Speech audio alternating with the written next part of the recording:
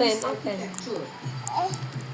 Ang main temple o altar, iniaalay nila para sa kanilang patron. Our patrons and yung Kong, nagdasdal kami lahat ng financial, health, protection from evil spirit. Dito, pwede rin experience ang kultura ng mga Chino sa pamamagitan ng tinatawag nila Wanpoi. Ito ang tinatawag namin na poi. Ito, yung wooden kidney shape ng wood. Pag meron kang i-wish, inihulog ito. Pag ganito yung opposite side, isa yung flat sa ibaba, yung rounded sa ibaba. Meaning yes, meaning either your wish mo granted. May mga maliliit din silang altar at templo para sa iba pa nilang mga Diyos at santo. May matatagpuan din ditong wishing well. Diamond.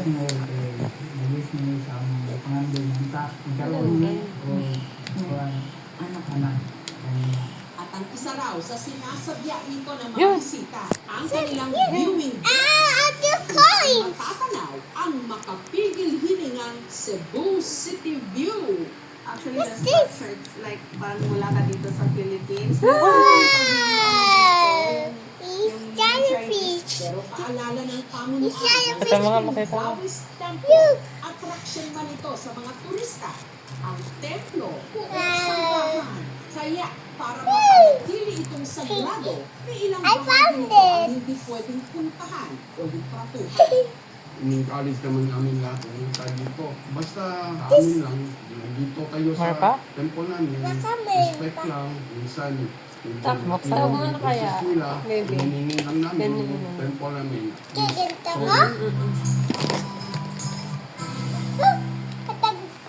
Hindi lang dagat at surfing ang Baka meron pa, baka meron pa. sa aming probinsya ng La Union o LU. Mayroon din pa sa templo kung saan matatanaw ang tingin, pakita. naming dagat. Sa Dolphin. San Fernando City, ito ang Macho Dami. Temple. Ang Macho Temple ay itinayo noong 1970s ng ating mga Filipino Chinese community. Golden na? Kanilang five-door gate o archway. Ito pa, wala pa. Kung saan Ay, din nakabukit na Chinese Yun, meron pa rin. symbols. Yung Diamond. They are Nakita. Okay na. supposed to Complete drive na. the evil away. So, kaya naglalagay sila ng mga ganyan as a way to spiritually protect that space. At sabi nakatinig ang templo sa isang Bakit ang bukod. light mo? Ang view rito, Okay, thank you, Naika. Thank you. Bye. Bye-bye. Sa kanilang patron.